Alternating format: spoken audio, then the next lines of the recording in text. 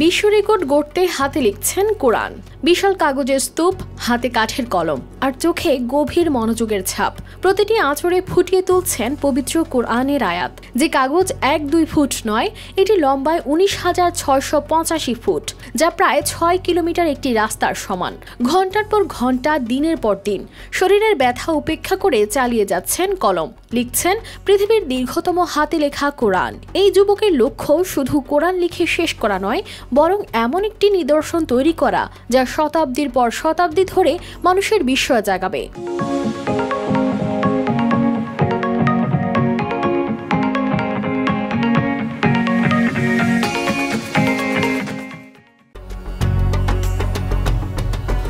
বিশ্বের দীর্ঘতম হাতে লেখা কোরআন তৈরির লক্ষ্যে কাজ করছেন 25 বছর বয়সী ইরাকি যুবক হোসেইন আল খারসান। প্রতিদিন ঘন্টার পর ঘন্টা কাঠের কলম দিয়ে বিশাল কাগজের স্তূপে লিখছেন পবিত্র কোরআনের আয়াত। খারসান জানান, প্রথমে তিনি প্রতিদিন 16 ঘন্টা কাজ করতেন, কিন্তু শারীরিক ব্যথার কারণে এখন তিনি দিনে প্রায় 5 ঘন্টা করে কাজ করছেন।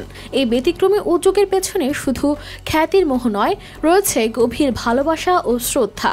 ছোটবেলা থেকেই আরবি ক্যালিগ্রাফিতে পারদর্শী খারসান বাগদাদের ফাইন আর্টস কলেজ থেকে পড়াশোনা শেষ করার পর নিজের দক্ষতাকে ইতিহাসের অংশ করার সিদ্ধান্ত নেন।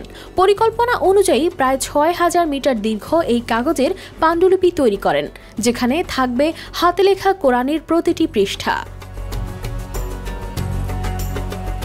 নাজাফের একটি ধর্মীয় স্কুলে এই কাজ চলছে, যেখানে স্কুলের প্রধান শেখ আলী মির্জা জানান, কুফার ক্যালিগ্রাফি পৃথিবী জুড়ে বিখ্যাত।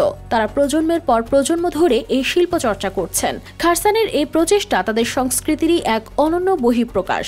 2012 সালে হুসেইন আল খারসান বিশ্বের দীর্ঘতম হাতে লেখা কোরআন তৈরির উদ্যোগ নেন, তবে তার প্রকল্পের বর্তমান অবস্থা সম্পর্কে নির্দিষ্ট তথ্য পাওয়া যায়নি।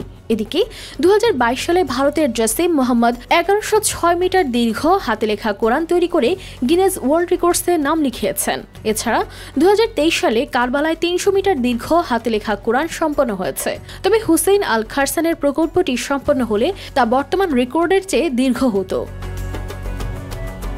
কানিজ ফাতেমা শিমু, RTV।